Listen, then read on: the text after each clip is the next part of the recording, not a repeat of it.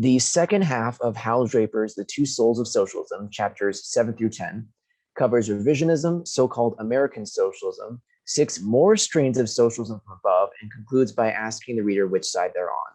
For those not in the know, this piece of text is a must-read for any new socialist and helps clarify a lot of confusing terminology. It distinctly classifies the various strains of socialism that currently exist into two distinct categories.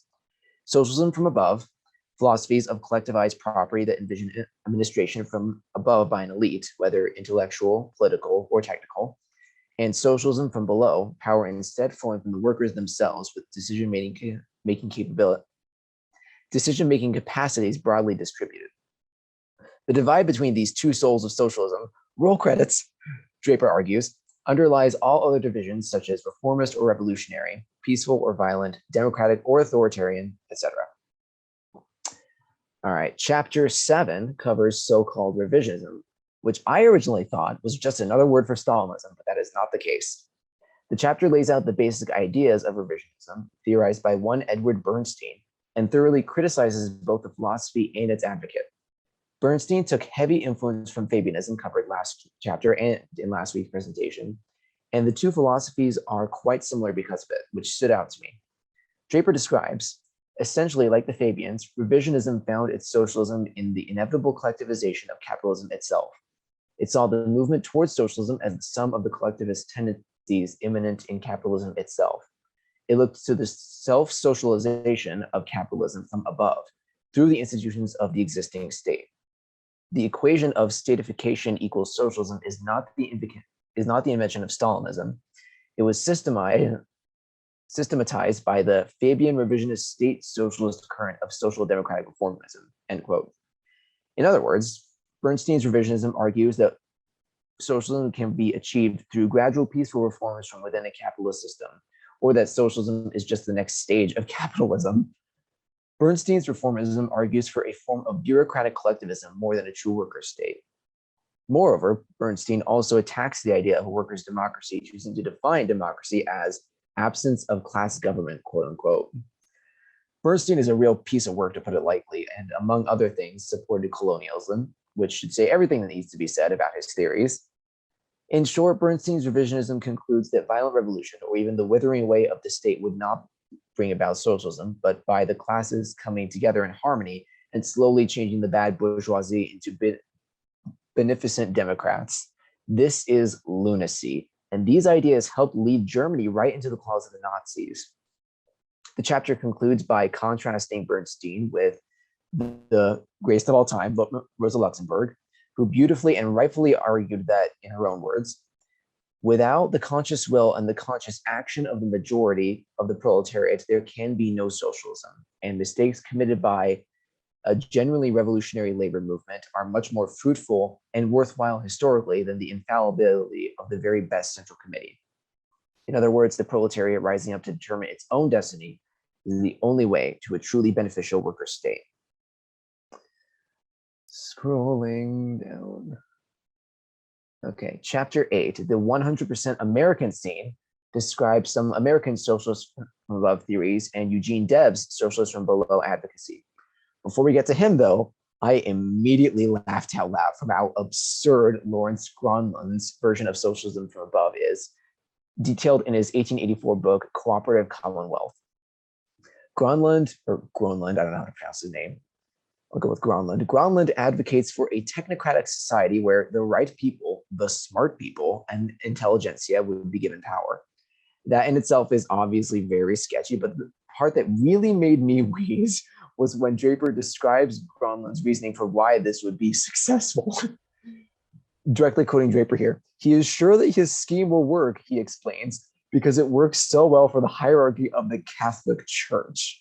I absolutely lost it reading that because it truly highlights how utterly insane Gronlund's proposition is. But the descent into madness only continues with Edward Bellamy in his 1887 book, Looking Backward. Bellamy's socialist utopia, and I'm using that term very loosely, is organized in a manner similar to an army, where the elite make all the decisions and any form of democracy does not exist. So there's a lot of ways to describe Bellamy's ideal society: technocratic, stratocratic, and ultra-militarist come to mind. With these kinds of figures in the American socialist movement, it's amazing that a person like Eugene Debs came to prominence. As Draper describes, the beauty and optimism of Debsian socialism comes from its vehement why did I write such complicated sentences? The beauty and optimism of Debsian socialism comes from its vehement refutation of all things socialist from above, and its inherent faith of the self-activity of the masses. This is clear and present in how Debs paraphrases Marx, as Draper describes. Quote, "The great discovery the modern slaves have made is that they themselves their freedom must achieve. This is the secret of their solidarity, the heart of their hope. His classic statement is this: too long have the workers of the world waited for some Moses to lead them out of bondage. He has not come. He never will come. I would not lead you out if I could, for if you could be led out, you could be led back again. I would have you make up your minds that there is nothing you cannot do for yourselves." It's poetic and truly the definition of revolutionary optimism, in my opinion. The rest of the chapter then returns to the socialism from above criticism, but specifically pointing out that the New Deal was America's big socialism from above experiment that didn't even really achieve or do that in the end. So there you go. Okay, chapter 9 entirely covers 6 more strains of socialism from above, which I will rapid fire explain right now. Philanthropism, the rich and powerful just giving the working class socialism out of the kindness of their hearts, an utterly implausible and unachievable fantasy. Elitism, where the socialist society is governed by a clique of super cool people who are better than everyone else, which can range from technocracies, the smart people, whatever that means, stratocracies, military rule, plutocracies like the wealthy, etc. Planism, emphasizing the efficiency, order, planning, the system, and regimentation of the state over literally everything else as a power from above. Communionism, which could probably be best described as religious or theocratic socialism that puts more stock into religious ideals than the socialism itself part. Permeationism, just reformism, basically, as Draper describes, is based on the theory of mechanical inevitability, the inevitable self-collectivization of capitalism from above, which is equated with socialism. Pressure from below, where considered permissible, can hasten and strengthen the process, provided it is kept under control to avoid frightening the self-collectivizers. Hence, the social democratic permeationists are not only willing but anxious to join the establishment rather than to fight it, or in whatever capacity they are allowed to join it, whether as cabin boys or cabinet ministers.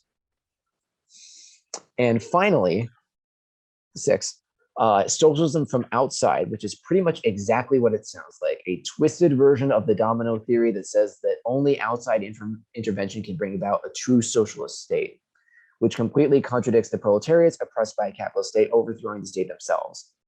Of all these different strains, I personally believe that permeationism is the most insidious, a way to say reformism without saying reformism, quelling true revolutionary fervor in favor of just participating in the capitalist system to try to reform from within. Just vote harder, guys. Get us into power. We'll totally take care of everything. We'll give you the socialism. No problem. Yeah, totally. The final chapter, I feel, reemphasizes the difference between socialism from above and socialism from below, and reiterates why the former is the worst way to go. Pretty much all of these strains throughout this entire text have a pessimistic, cynical, elitist, and very totalitarian mindset that abhors democracy and the people standing up for themselves, and that they need some great ideologue or some supreme leader to do all the work for them and barely change anything while making things worse. On the other hand, with all the various strains that socialism from above takes, socialism from below has only one singular strain, that of Marx himself, and is carried on by figures like Lenin and Debs, but which cannot succeed without the whole of the masses behind it. Socialism from below is perhaps revolutionary optimism at its most quintessential, and is truly the only way forward for those of us who want to build a true worker state. This chapter, and the text as a whole, besides some references to some other works tackling socialism from above, closes with Draper's excellent summation. Quote, "Since the beginning of society, there have been no end of theories proving that tyranny is inevitable and that freedom and democracy is impossible, that there is no more convenient ideology for a ruling class and its intellectual flunkies. These are self-fulfilling predictions, since they remain true only as long as they are taken to be true. In the last analysis, the only way of proving them false is in the struggle itself. That struggle from below has never been stopped by the theories from above, and it has changed the world time and again. To choose any of the forms of socialism from above is to look back to the old world, to the old crap. To choose the road of socialism from below is to affirm the beginning of a new world. To conclude my own personal thoughts about the text as a whole, it's an excellent read that thoroughly strengthened my revolutionary optimism and fully solidifies the importance of educating our friends, family, and fellow comrades to revolutionary socialism from below. Overall, 8 out of 10, it was very good. Thank you very much, comrades.